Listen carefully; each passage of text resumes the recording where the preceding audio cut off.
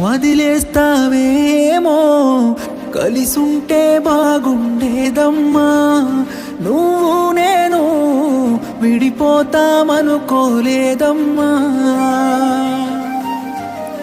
ప్రాణంగా ప్రేమించానమ్మా నిన్నే నేను దూరంగా వెళ్ళిపోయావమ్మా